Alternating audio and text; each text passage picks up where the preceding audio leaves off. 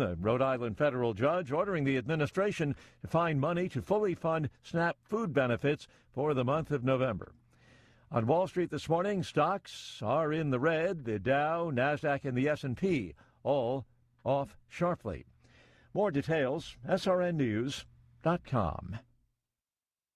Hey, it's Mike Gallagher, host of The Mike Gallagher Show. I don't mess around when it comes to saving you money. Right now, rates have dropped to the lowest level in over a year and a half. That means if you bought your home or refinanced in the last 3 years, you could be saving hundreds of dollars every month. Lower your rate, lower your monthly payment, even kick that pesky PMI to the curb. And get this, you can skip 2 full months of mortgage payments. But that's not all. Fellowship Home Loans just rolled out something incredible. Their very own HELOC and lines of credit. Approval in just 5 minutes. Money in your account in as little as 4 days. It's the easiest system you've ever used. You can do it yourself online. Whether you want to pay off bills, tackle a home project, cover education, or even a wedding, Fellowship Home Loans makes it simple to leverage the money that's already sitting in your house. Just go to fellowshiphomeloans.com/Mike G, fellowshiphomeloans.com/Mike G, or call 800-510-MIKE, 800-510-MIKE, 800-510-6453. Fellowship Home Loans, mortgage lending guided by the book. Nationwide Mortgage Bankers, DBA Fellowship Home Loans, Equal Housing Lender, NMLS number 819382.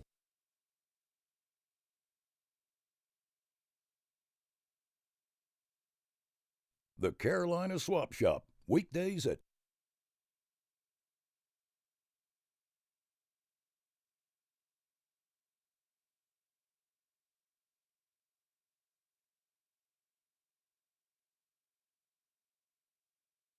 Real Country 559.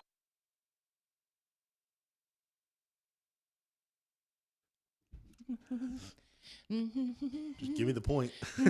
We're ready? Okay. Good morning, everybody.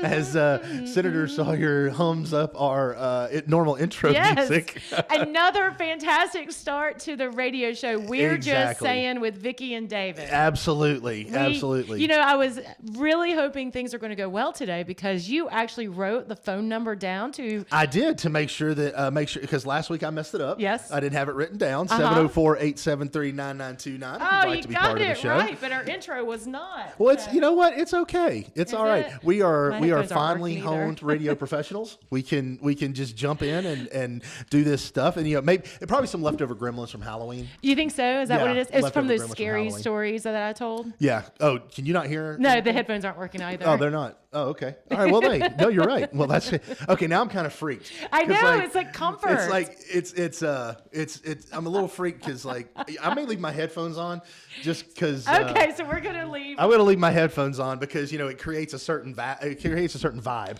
I think so too. Okay. Oh, I can hear it a little bit now. Okay. Yeah. I think Okay. There it is. Okay. Oh, there it is. Okay. Now we got it. Okay. All right.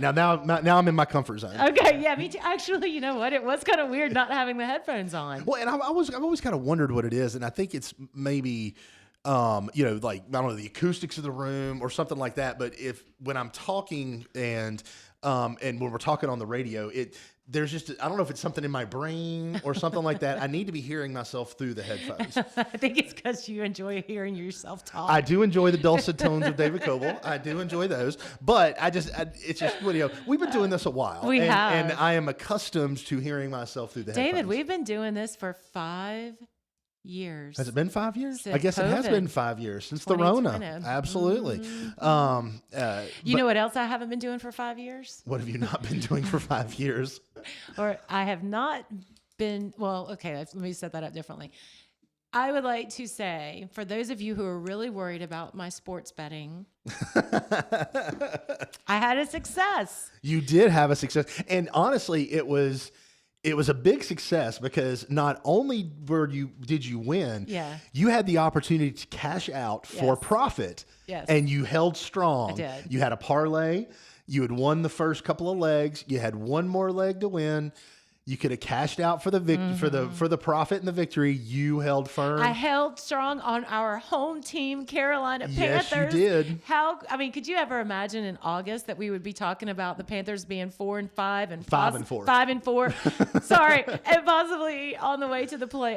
Possibly. Playoffs. They are in the playoff hunt right now. I know. They are in the playoff. And Green Bay, and what was funny, I think Green Bay was God, what a game. two touchdown favorite in that game. Yes. And the Panthers wised up up. Love Chuba Hubbard, but they let Rico Dowdle carry the load. That's the running back. Okay, I didn't know that part. That's the running back. Yeah, that's the but that had been doing so well while Chuba was out. But he ran all over him. It was fantastic. I mean, it really was cool to see. I very much. So this is the converse side of that. Yeah. I was not cheering on the Panthers to win in regulation. I wanted them to win in overtime because I needed a touchdown from their I think it was the tight end.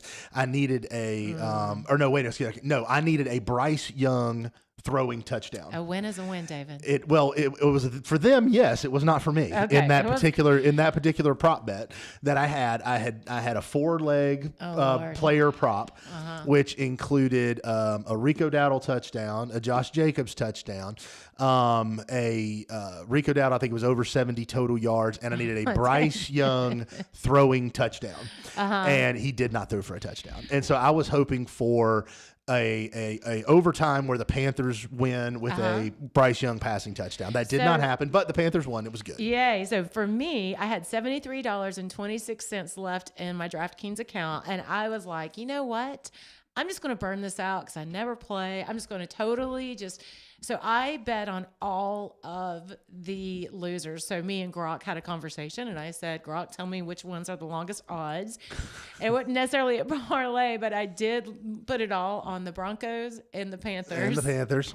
And there was one more that I actually did cash out with 25 cents left. So I know it gets boring to hear about people's bets, but the cool thing is that I'm feeling motivated by this recent win and this influx of money in my DraftKings accounts. So much so, I went and bought a Mega Millions ticket yesterday. So today's the drawing. It's almost $1 billion. It is almost $1 billion. And Thank you for that reminder. I need to buy my ticket. Yeah, so if you do not hear me next week, it could be. So you're saying you're going to abandon the show if you hit the Mega Millions? 100%. Remember, I have that long-held dream where I am going to be like the new George Soros of the Republican Party. You're just gonna fund everything. The Koch brothers and I, we're gonna go to Christmas. I mean, it's gonna be epic. We are going to take over America, especially after this last Tuesday conversation that happened. Tuesday was a toughie for the Republicans. It was a toughie. I think Charlotte was largely, I think, expected, right? Democrats are always going to win, but we had two races. Our good friend Krista Bakari was running for a district seat. Yeah. Our good friend Edwin Peacock was running for an at-large seat. Both of them came up short, and Krista really was one that I thought had a better chance. Me too. Just because the name ID. Just because the name ID, she worked so hard. But I think Charlotte has just, now there's really only one Republican, Ed Griggs, Driggs. Sorry. It's okay. On the city council now. I just take every opportunity to correct your enunciation because I get fact-checked and enunciation checked all the time from this radio show because apparently I'm not afraid to make up a word. No, you're not. So you're not. You have an extensive vocabulary that is made up of mine. It's my truth. Okay. Yes. I see. It's your grammar. For me, it's historical facts or references that I get wrong. Yes. There's a dedicated few people that listen to this show that very much love messaging me on stuff that I get wrong. When a constituent tells me that I'm terrible and I screwed up and all this other stuff, I always remind them, and I do live by this. I wake up every morning praying to our good Lord for perfection, and I lay my head down every night begging for forgiveness. Yes. So there's only so many things that we can be good at. In my enunciation game, not so much. Maybe your memory /facts. Yeah. Not so much, but you know what? Y'all keep listening because we're fantastic. Let the haters keep hating. Let the haters keep hating. Yeah, if you got hate in your heart, let it out. But the Tuesday night election, it was very rough. I was really hoping to see Krista make it through as well as Edwin Peacock. But I mean, and I guess one positive, I guess depending on your perspective, was the transportation referendum made it through. So now there's going to be additional dollars for traffic for the red line and things like that, which I still believe is a positive thing. And so, but Democrats really do own Charlotte now. And I really thought that there would be the crime the murder on the red line, or the blue line, Right. the homeless situation all through downtown, the stabbings, the shootings. I really thought that might coalesce people to try to get at least a little bit of a different perspective in there. Not so much.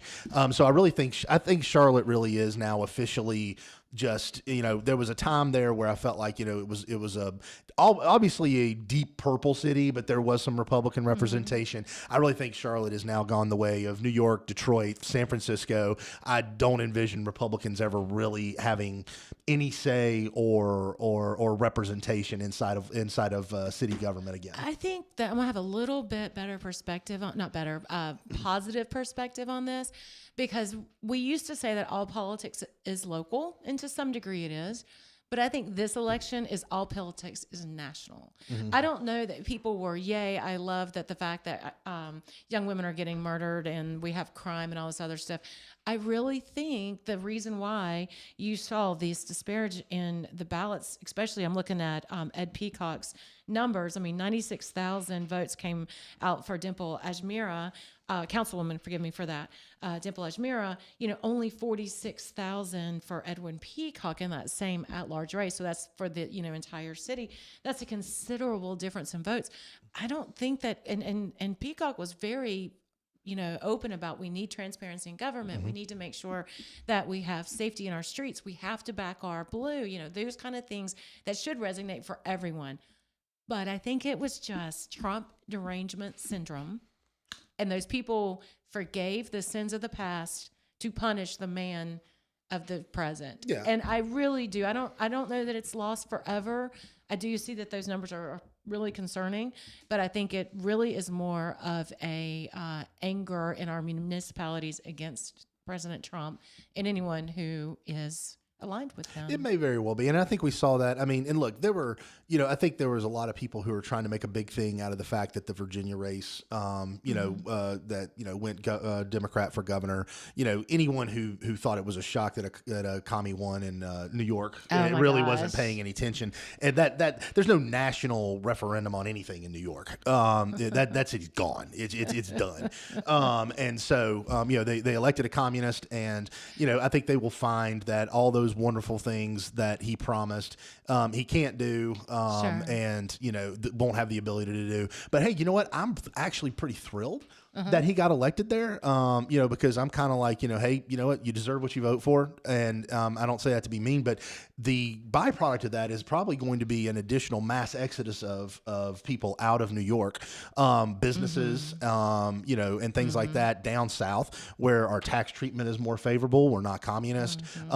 The quality of life and cost of living is so much less. And I think we're going to see that. I think we'll see some banking institutions maybe up their presence inside of Charlotte, which I think is a good thing. I too.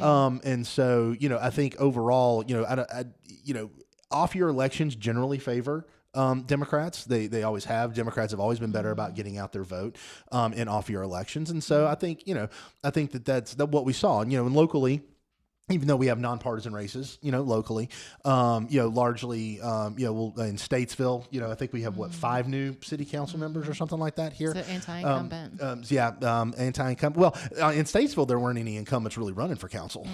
The only real incumbent, was running for mayor, and that was Kim Wasson. Everybody else, don't think there was a single other incumbent from council running. Yeah. So it was all new people there. Down in Mooresville, 2 incumbents lost, 2 incumbents won. The 2 at-large races, Mayor Chris Carney won, Commissioner Gary West won. Those were the Mooresville-wide races. The individual ward races were Lisa Qualls, which I hate.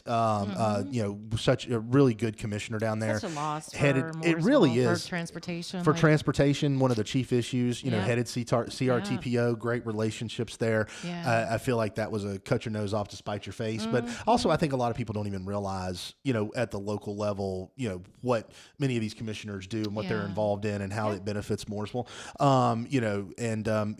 Commissioner Tommy DeWeese lost to a former commissioner several years ago, Frank Owens. Yeah. So he had some name, but that was inside Ward 3. So I don't know that there's anything to take from that other than, I do think the anti-growth sentiment in Mooresville is strong.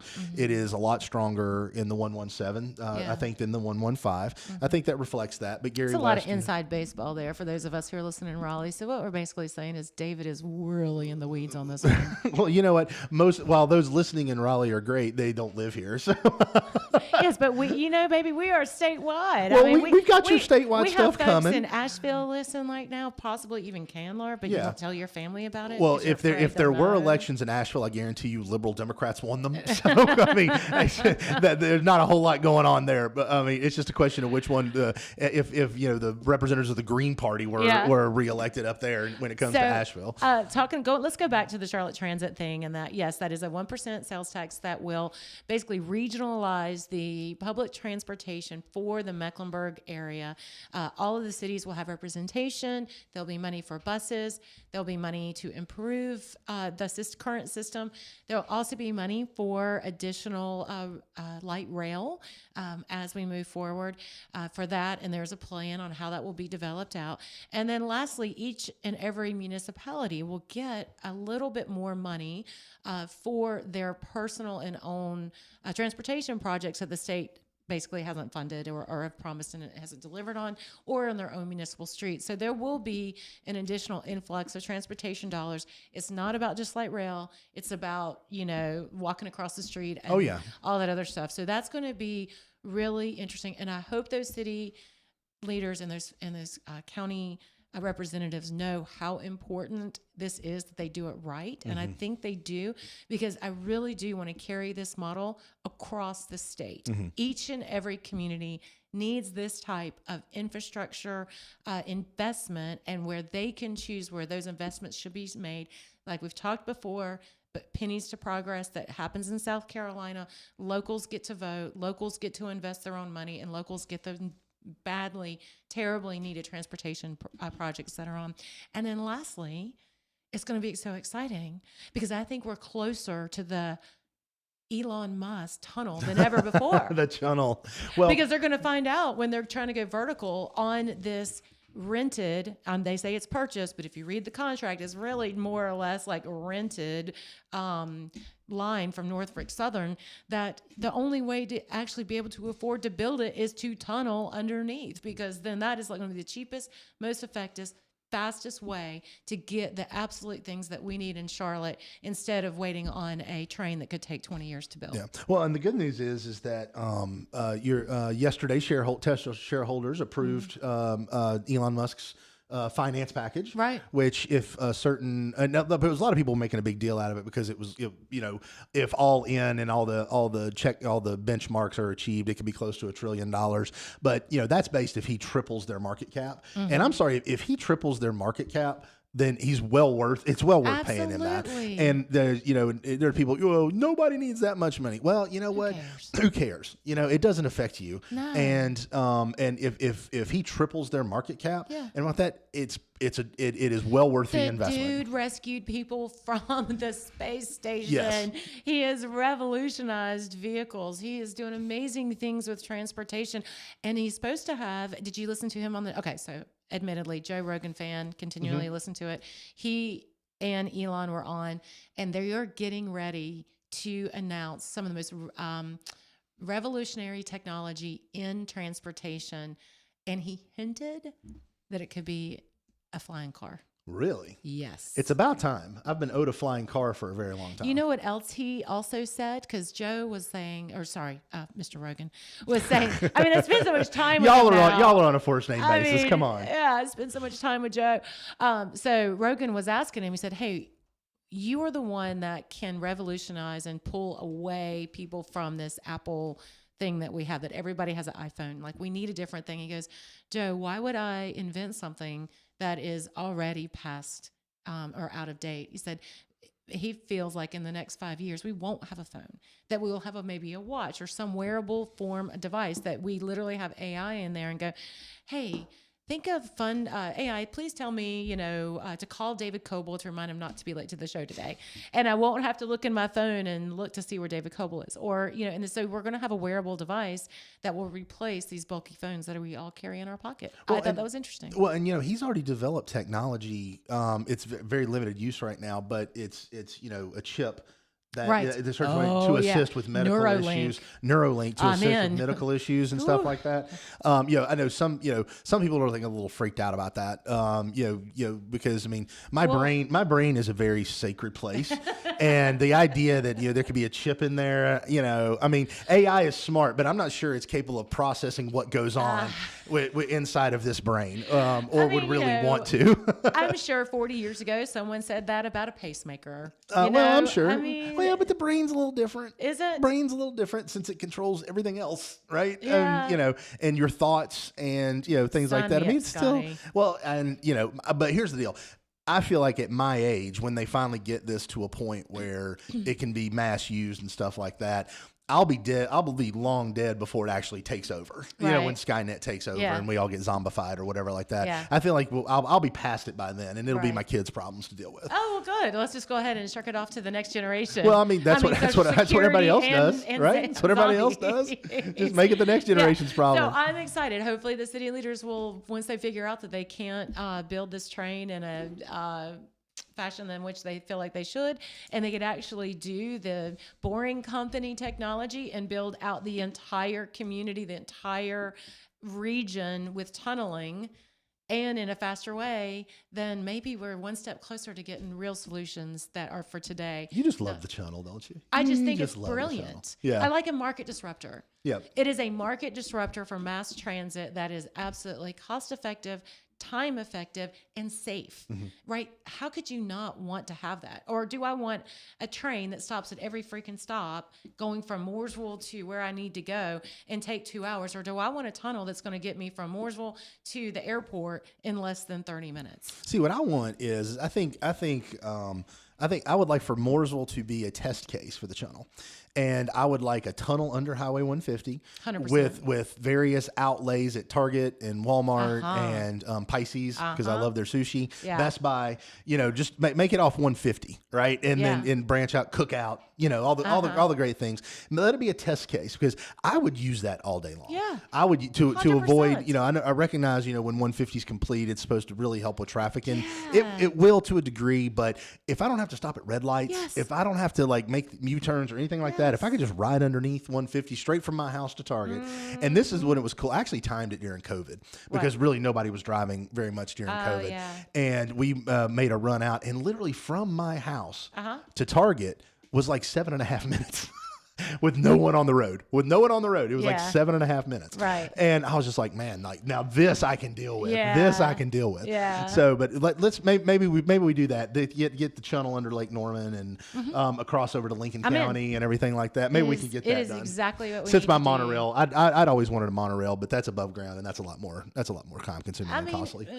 Anything other than just like a dead technology, I'm all for. It's just all about the dead technology. Yes, I know. Look towards the future, something to be excited about. You know what else I'm looking for the future in? The government to reopen, maybe? Well, apparently the General Assembly is coming back to session. You all got called to the carpet. Yes, Daddy Stein called you guys back home to do your jobs. Yes.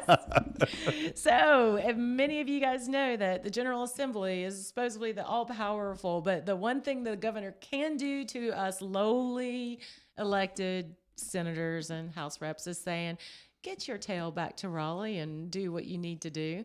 But so it's really is I think it's kind of a masterful political ploy to exacerbate a narrative that continues to go in about us not funding Medicaid, which remember is the statewide run health insurance for over 3 million people. We get, reimbursement from the federal, but the difference between the reimbursement from the federal and the actual cost is the state's portion. And the Health and Human Services says they need $800 million to run it for the next year. We've given them $600 million to run it, which arguably even they say will run it till April. Governor Stein has said, it's still not what we want. So, you guys come back and write that $200 million check to make sure that we can run it after April. But again, this goes back and forth between, I think it's kind of, I don't like it, but I think it's kind of brilliant because he's just exasperating or drawing attention to the differences between the House and the Senate, and then throwing the Senate under the bus for, as the House came out and said, well, we've already done this. That's what I do. I mean, I know. That's what I do. I think it's a great chess move. Yeah. I mean, I don't like it. I think the good news is, it's a good chess move. Yeah, I think so too. And it's playing some politics, and which, that's what happens. Let's be fair. Right. What'll be interesting to see is, I mean, again, like we've talked about before, with that additional $200 million. Let's be clear, this is not $200 million needed today. Correct. This is a projection based off of spend that comes up in April, and it's like, I've always been a big believer is, why don't you come to me when it's getting close to you needing the money? Why am I going to give you this money for 6-7 months down the road when I don't know that you're actually going to need it? Because if I give you this money right now, you have now been incentivized to spend wastefully, to not keep a track of your pennies, and making sure the priorities you're supposed to spend on are spent on. Let's wait until we get to the end. Let's see how you spent this. And let's say, okay, you need $200 million. Okay, let's look at how you spent the previous amount that I gave you.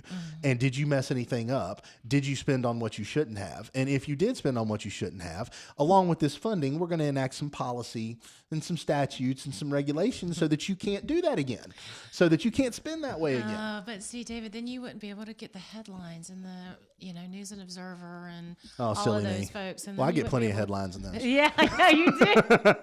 I was thinking figuratively. I get more than enough headlines in those. Thank you very much. I mean, I just see, in my humble opinion, not state senator, but just Vickie Sawyer, probably more Victoria on this one. I just see how brilliant it is for him to do this, and because if you're explaining, you are losing in politics, and this makes the Senate explain. And so folks don't really drill down into these type of minutia. And there's only so much time, or so many times, that we can stand in the corner and go, but we are right. We were right and you're wrong. Like sometimes, and I feel like that even goes to the federal level at this point. I mean, at some point, folks are just like, okay, kid, you got the ball and you're complaining that they weren't playing by the rules, but what are you going to do? Yeah. Like, where's your win? Figure out a win. You can either stand on principle or whatever you're going to stand on, and you can have your ball and you're just going to be playing alone. What do you want? If I'm the Senate, or the House, I make sure to make the point that, I don't really explain anything. I just look and say, Governor Stein, we're not going to give you $200 you don't need, $200 million you don't need right now. Yeah. We're not going to do that. Right. You don't need it right now. There is not a funding problem right now. We're not giving you more money to potentially waste. So show me you can be responsible with what we've given you. That's right. Then we'll come back and talk about giving you more. That's a better approach. That's a better approach right there. And then, don't play the game. Just sit there and say, hey, you know what, guys, Governor Stein wants us to come back to give him $200 million he doesn't need right now. Yeah, that's what almost felt like it was inside baseball, because the House, their messaging was House has done their job, means Senate bad. And I was like, man, that was rough a little bit, So, maybe y'all can coalesce around this. Why don't y'all coalesce again around your dislike of Josh Stein between the House and the Senate, and everybody team up, beat him down a little bit on messaging on this, and maybe that eases some tension. Sure. Maybe that builds a little goodwill. Sure.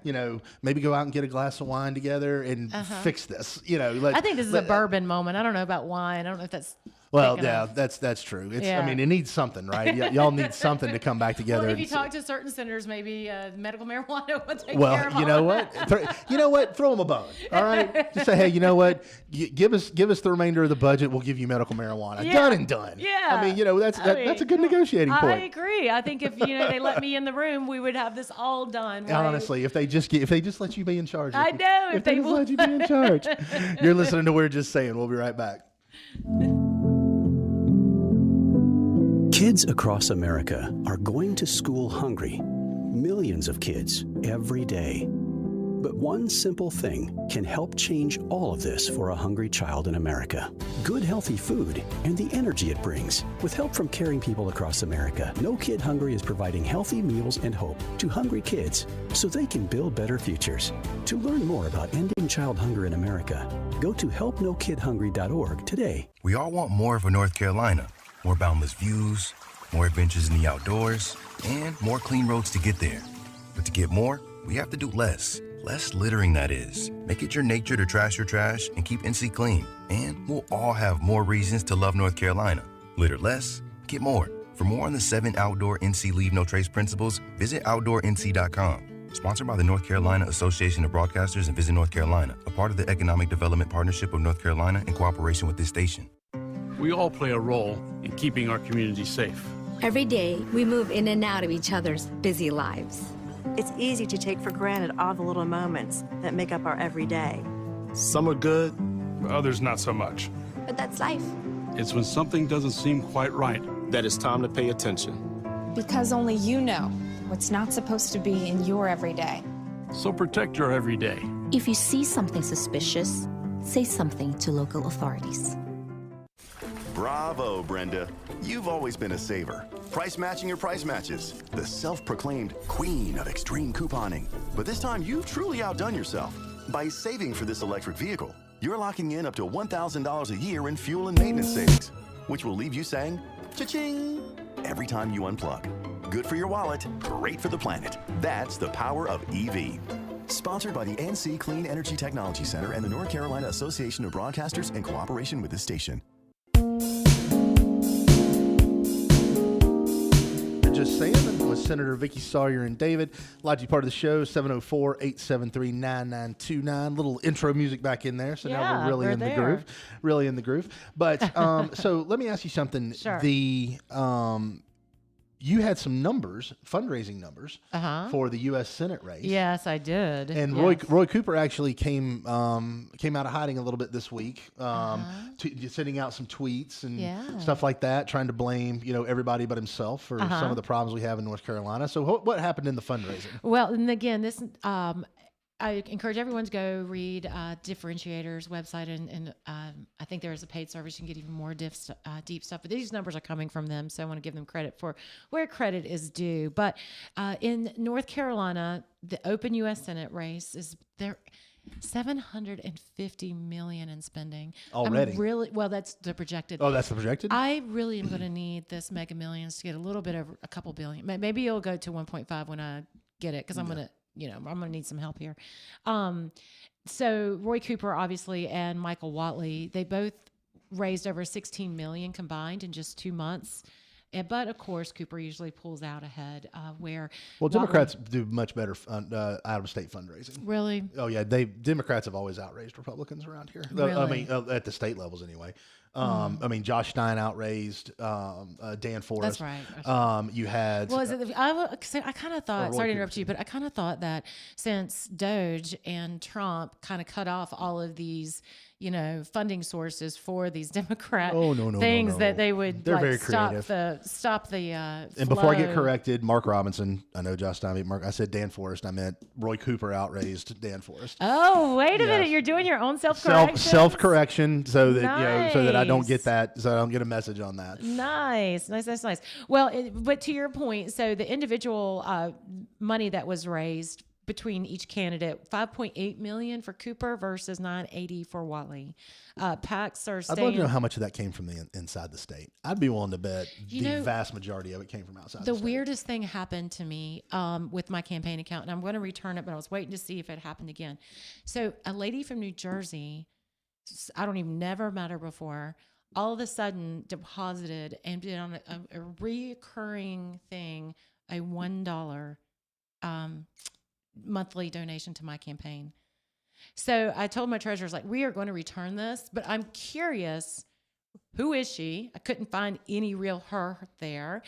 And I wanted to see if it hits again this month, because I was like, did she confuse? Is this what the Democrats do? I'm thinking this is what the Democrats do, and then she just got, or whomever's directing her funding just got confused and gave me $1 instead of somebody else. But she's from New Jersey, probably. But you never know. She might listen to this show. She might be a New Jersey fan of the show, and so maybe reach out and make sure before you return it. I mean, she might have. That might have been her way of supporting you. $1 a month reoccurring from an out-of-state person that I've never met. Stranger things have happened. it gives me the ick. It's going back. Well, use the Google machine first. See who she is. I've tried. You can't Google her? I mean, of course I can. But she didn't show up? I know. Wait, she didn't show up on the Google? No. Oh. I know. Okay. Or maybe Republicans are getting smart and doing it the way Democrats do it. Well, not that Democrats maybe she's a dead person. Maybe she's a dead person I don't that's know. all of a sudden I don't found a way know. to give you money. I was like, well, maybe this is how I can sleuth out what the Democrats do to raise all these individual campaigns. Like, really, what's going on here? Yeah, probably not at $1 a month, but I know. Well, you never know. You know, maybe she gets a little drip, and the next thing you know, she's trying to control me. Maybe she's a Borg. Maybe she's an alien. Could be. Could be. Could be. It absolutely like could it be. Stranger things have happened. But well, still trying to find out who she is. I will. Well, a name and an address. You had to get an address. Yeah, right? I did. Yeah. And you can't find her. I just can't figure out who it is. Yeah, I had the treasurer look. I looked. Did you Google Earth the address? Well, you know what? Your investigative skills are not good. Let's put a. Hey, I'm trying to run Ask Grok. Insurance Ask Grok. conglomerate. Oh, I do love Grok. Ask Grok. I do love Grok. I bet Grok could find her. Okay, we're going to find out. Tune in next week. Yes. So you can see and help We're me figure out the sleuthing that's mystery about where this dollar came from. We will not disclose the name or the address or anything like that, but we'll see if we can't find who it is. And I'm interested if anybody else who's elected in North Carolina at the General Assembly level also got that rent. That's the Republican, or maybe Democrat, also got that $1 mysterious monthly reoccurring donation from an out-of-state person. Yeah. Yeah, hey, see if we can find that out. Okay, so anyway, so much is going to be due about fundraising and Cooper and Whatley coming through, but it's just something to talk about when nothing else is really going on in the race. Well, I mean, we are kind of in a dead period for the next little bit. Filing for all the primaries and everything starts next month. Yeah, the 1st of December. 1st of December. Yeah. So filing for primaries and things like that start. So there'll probably be a lot of good stuff to talk about between it's good stuff, but interesting stuff between January and March and the primaries. There's a lot happening now, but it's kind of like looking at a calm ocean. There's a bunch of stuff going on underneath, but you just see it's calm before the storm. All the jellyfish are rising up from below in the ocean and are getting ready to just completely just manipulating moving everything around, descending upon you. Well, I do want to speak of some good news. I was in Raleigh this week, and we did what they call a joint oversight transportation committee meeting. And we had asked again DMV commissioner to come. This meeting had been set for a while. The House doing housey stuff had asked them to come and present a couple weeks ago. Did you say the House doing housey stuff? Yeah, that's what they do. So anyway, so they kind of didn't care that housey stuff.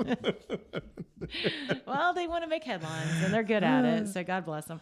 So we had him a joint between the House and the Senate come and present, and he did present some really good findings. And we had passed legislation that enabled him and that agency to really do some stuff. We had funded 4 new locations for DMV offices.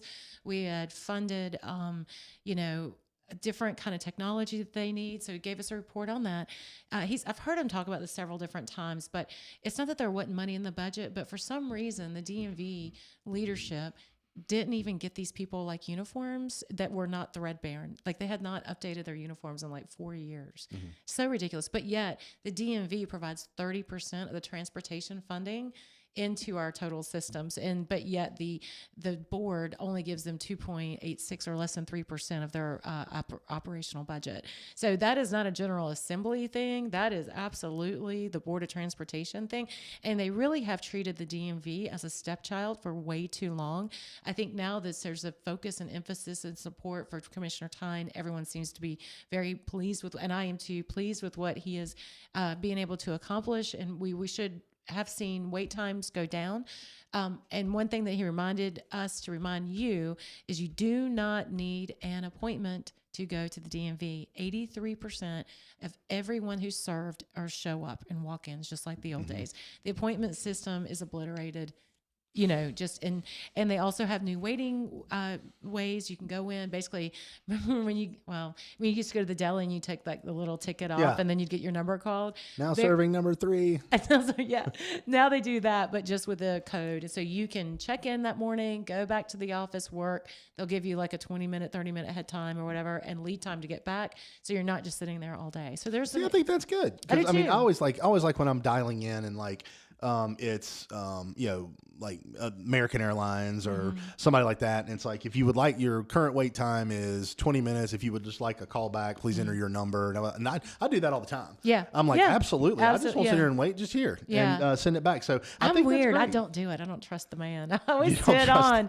I'll like sit there and do work and return emails and stuff while I'm on hold. I'm serious. You I am that person. You just don't want to lose your place in line. I just don't want to lose my place in line. No, it does not. I do not. So you do not trust the tech. I mean, not really. No. Not really. No. I think somebody on the other end's going in. It's like, oh God, it's her again. Maybe there are like customer management systems for these large companies that give you a customer score that moves you up or down based on your past interactions with them in the phone tree. Really? Mm-hmm.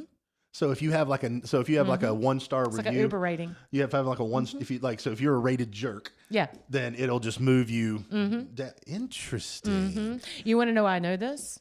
Because I am shopping everything technology for Sawyer Insurance. Like that is my big push from now until the end of the year. We are going to incorporate everything new that we can to streamline processes because we have really good staff and we just need to give them the ability to do what they do well instead of some of the things that AI can do very well. So I'm really looking into that. And one of the options was that. Interesting. Mm-hmm. Interesting. So now, from now on, when I that won't affect me because I just call your husband. Yeah, I was like, and the system will not be implemented. I'm not saying I'm doing that. I'm just saying like that was just an interesting. You're not doing. Okay. Yeah, because they have an AI system that will answer your phones for you, just like a receptionist, and So and then they'll route the calls based on who it is, and you pull them up, and everybody has a customer number, and then you decide on how quickly you want to handle that. Interesting. I broke the True Green AI. How? So I called, and honestly, for a while, I thought I was talking to a person, and I asked a question, and it came back as like, oh, I'm really sorry, we'll have to have someone call you, and I was just like, why do you have to have someone call me? I was like, what's why do you have to have someone call me about this? You scheduled an appointment to come to my house at 9 p.m. And I'm telling you, I don't want you here at 9 p.m. And I don't think that was intentional. So please let me know this. And they, actually it was a text. Yeah. And they were texting me back, and it was just like, oh, I'm sorry, sir. As I look at this and at that. And then finally it let me know it was AI. I'm sorry, this is the AI, blah, blah, blah. I don't really have, I'm like, okay, there we are. So information that would have been helpful to me 5 minutes ago prior to this entire text exchange. And I think that's something in the customer experience. Like we just hired someone to make sure that she answers the phone in a live person. But for those, what I'm hearing the reverb back is if you tell them that you're speaking to AI at the very beginning of the conversation, folks can be okay. When you break it like that and it turns around and you don't know you're and you feel duped, that's like a total trust breaker, and then that's not good.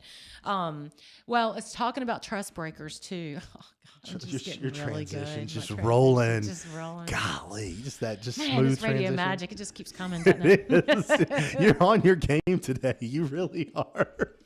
Well, the second part of the conversation is, again, one of the things that has been a constant focus of mine in my service as the Senate is the beleaguered Ferry Division of North Carolina. Ferry Division of North Carolina, the bane of your existence. Not really the bane. I'm proud of some of the things they do, and I will say that their safety record is spotless. That's great. And they do a great job serving out-of-state tourists to ride on their ferries for free and refusing to charge them to do so. But I mean, they have got some great men and women who work in that division, but there's just some culture things there that are rough. So the DMV, why is it still free? Exactly. I really don't think there's really anyone left that has an expectation that a mode of transportation should be free. So check this out. And I tried to get the numbers, but I'd had them yesterday and then, of course, misplaced them. That's your DraftKings. That's not the show. Vickie betting during the show? Yeah, I'm betting that I'm going to have another banger of a show today. I'm so proud. You're degenerate now, betting during the show. Okay, so I had central staff run the numbers about the cost to operate a certain line and include the ridership. So in other words, how much does it cost to transport one person on this line to, and invariably it's always going to be the Hatteras Ocracoke line. Remember, there's two. There's a passenger ferry, and then there is a pedestrian ferry. To get one car, the cost what we are paying now from that one line, it's $230 per car that we, as the state of North Carolinians, are paying to make sure a tourist can get from one place to the other. $230, and they are refusing to charge out-of-state tourists a fee. Now, meanwhile, you and I, if we're going to go to a Panthers game or a Friday night, something in Charlotte, I clocked it. It was like $5.40 for me to go 2 miles the other day. It was almost $82 for me to go round trip in now, of course I did, and I paid it and all that other stuff, but for me to go round trip in that tolling. But yet, out-of-state tourists can come in and ride for free on our beautiful ferries. Yeah. And so their whole premise was that, we need more money. We need more money. Well, hey, guess what? The law says, and there are 3 lines. Now, let me get back up. Not every line is this way. There are 3 lines that charge a toll.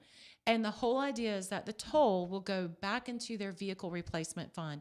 A new ferry is between $20 to $40 million, like a passenger ferry.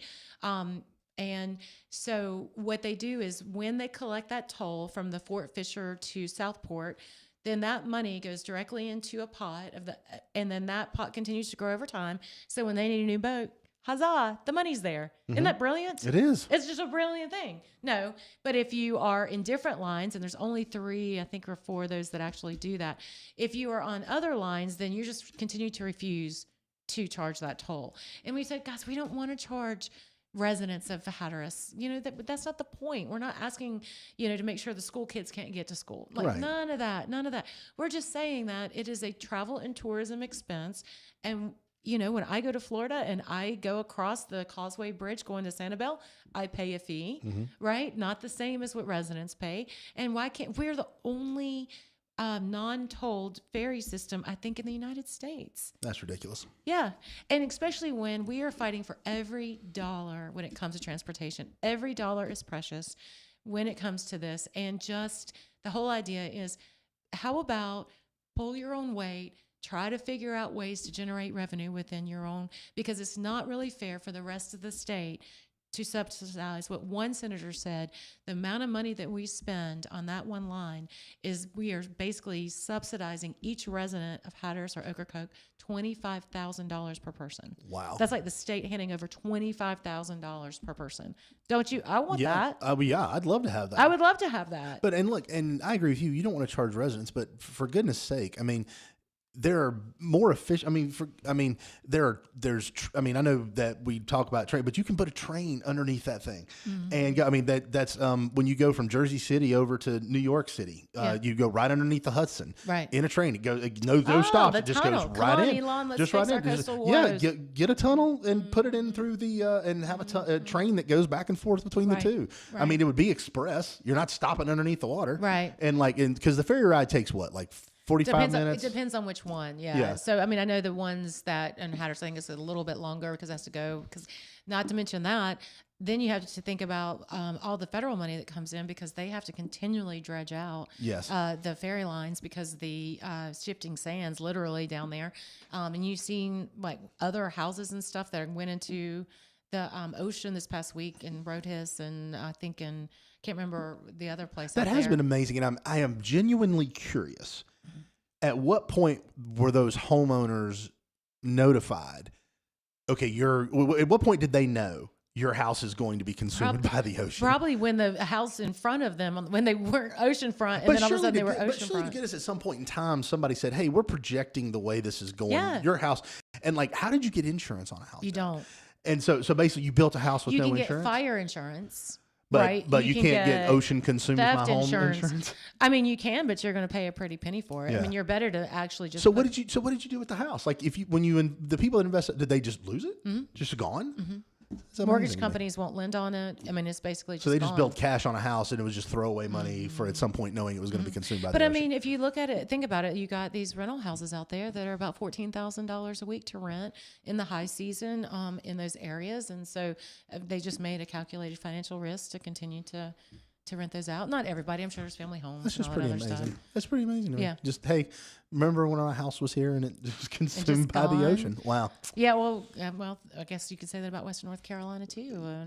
Well, but that was a freak storm. Yeah. I mean, those were 1,000-year floodplains and some such. It's a little bit different than the ocean is. Well, I mean, I'm just progressively getting closer to my house. I was just thinking about house here today, gone tomorrow kind of thing. Yeah. Oh I yeah, see no, what you're definitely. saying.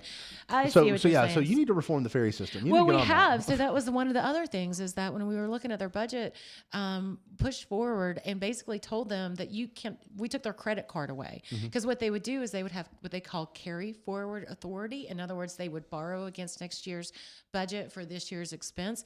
And they're so smart. And this is where they get in trouble. This is exactly where they get in trouble with legislators. Every time they mismanage their budget, or maybe they didn't mismanage it, they just hit a glitch with fuel prices per se. You know what they do on a Friday? They'll just go ahead and call the media and say, well, the mean old legislator won't give us enough money, so we're going to halt line and service to you good people, and these mean Raleigh people won't give us the money. Poor ferry. It is all your fault. And that is so disingenuous, but they have done it time and time and time again. And in fact, they even put, and I was very proud of Senator Lazara, they even put this graph up during that legislative thing where they did, again, just recently, like just this past, like maybe 3 or 4 Fridays ago, I can't remember, my time goes by, where they did that, where they said, we're going to cut services because we don't have enough money. But yet the graph showed not only did we fund their budget to what they requested, we gave them more for capital improvement. So tell me how we're bad. Because you're not spending the money that we have given you in the way that it should be. So if this is a recognized, who's fighting this? Who's fighting fixing this? I guess just the internal DOT management of the ferry. I don't know. Because it seems to me. I mean, numbers are the revenue is the revenue. The numbers are the numbers. The spending is the spending. And when you put it out the way you have, that given a $25,000 subsidy per person that lives there, right? And then again, it's not a ton of people, but it's still. Yeah. I mean, but still, it's wasteful. It is there are more efficient ways to do this, even if it's simply adding a fee to where it's no longer free. To out of state. To out of state tourists. Just do that. It's like I don't understand I don't understand the reasoning behind battling that. Well, remember, this was a definitely long-held Democratic stronghold where there was a lot of folks set up by former Senator leader Mark Bass-Knight, and it was a very good patronage, kind of like old school pork barrel politics, long time tradition. And I think it's just culturally in their inbred in their psyche that they should have this, and to their point, I still get kind of tweaked because we have to pay for a toll, right? Because the 77 to me is something that should be free, and it's basically an entitlement. And anytime you change an entitlement to anybody, even a Republican, we feel like we're getting those, short in the stick. So this ferry division down there politically has been an entitlement. So when you ask people to start paying for something that they feel as if they should get deserved for free, you're always going to get pushback. Yeah. Right. Well, I mean, that's all it is. And I agree. And, but I'm also of the stripe that I think that there should be a use fee on everything. If you use it, pay for it. Right. And I think that, use would generate a lot more revenue to keep these roads up to date and things like that. I know politically, no one would want to try to sell that. Right. But to me, it's just kind of like, look, if I use it, I pay for it. Right. I just make sure it's a fair and equitable fee. Right. Right. And I'll pay for it if I use it because then I can elect not to pay it. Right. I can That's elect. true. I can say, you know what, I'm not going to use that. I'm not going to make that extra trip. Down 150 over to Target, or I'm not going to. Because face it, a lot of the places I go, I don't have to go. Really? A lot of the traffic I cause is not traffic that I have to, right? When I get up from my desk at the house and everything like that, I was like, what am I going to do for lunch today? I don't have to drive. I don't have to do that, right? But I choose to do that. And if there's a fee that's associated with me doing, I'll still pay it just because that's what I do. It's like I'm not going to not go somewhere because of the fee. Well, that's not even remotely it. Trust me, people who don't have a lot of money still pay for things they don't need. All right, let's just throw that out there. I know. Hey, speaking of things I don't need. Another banger of a transition, yes. Right? What are the other things you don't need? Well, okay, I have maybe I wouldn't call it an existential crisis. I will say that I do need some advice from you. Okay, bring it. I'm a good advisor. So today, after scary, it's not scary. After the show today, you and I are going to go have a business lunch, and then I'm going to go pick up my friend Candace, and we are headed. Love Candace, very nice lady. She's been on the radio show before. She has. Yep. Keeps you in line. She does. So she and I are headed to ECU at our daughter's request because they wanted us to come to the homecoming game because it is UNCC. Go Niners. Go Niners versus ECU. Okay. Okay. Now, it has been a long-held tradition in my family that I love my children very much, but I'm also very loyal. Yes. And I'm loyal to Niners. Yes, you are. Despite 20 or decades of years of absolutely sucking mud at every sporting event except for women's softball. And golf and soccer. And golf. Everything that doesn't get put on TV, we're pretty good at. Yeah, go Niners. anything really on good at that. Anything on TV, we don't do well. Yeah, nothing to get excited about here.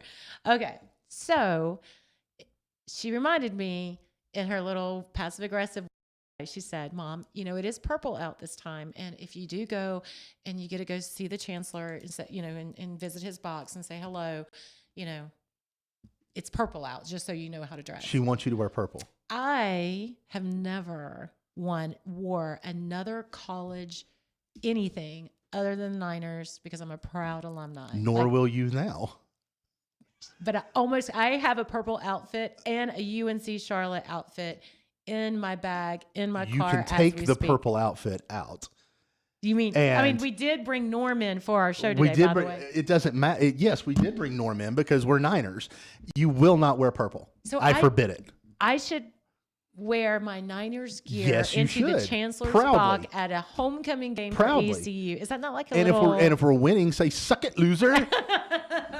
We won't be, but that's what you do. No, you do not. I don't care. I cannot relent. You cannot relent. Okay. Because here's the deal. What is the ECU Chancellor going to do if you roll in the 49er? You vote on his budget. Yeah. It's not like he can cause you harm or anything like that. You must not wear. I forbid it. Okay. All right. Well, I'm putting my foot down. I will send you a picture of me on game day to see what happens. You better not change out of it. You better not have your Niner gear on and take a picture and then put on purple. If green and purple actually went together, I would do a house divided kind of thing. No, you wouldn't. No, you wouldn't. You will wear your Niner green and it will be loud and it will be proud. I do also want to say, and you will tell your daughter that this is the way of the world. This is how loyalty works. I've held strong. I held strong against. You pay her tuition. You can wear what you want. Okay. This has been decided. But I also want to talk about another amazing sports thing that happened in my life. What's that? Last night, our Sayin volleyball team won the Toilet Bowl award. The Toilet Bowl. What was the Toilet Bowl? So we finished second to last. So they give you a toilet, not bowl, but what do you call the thing on top? Seat. The seat, the toilet seat. And they have it decorated. And you have to take a picture with it because basically they said you didn't finish last, so you weren't circling the drain. You were circling the drain, but you didn't go down. So we are not losers as bad as the other team that we beat last night. Exactly. Well, but that's good. Solidarity to you, I jacked up my knee a little bit.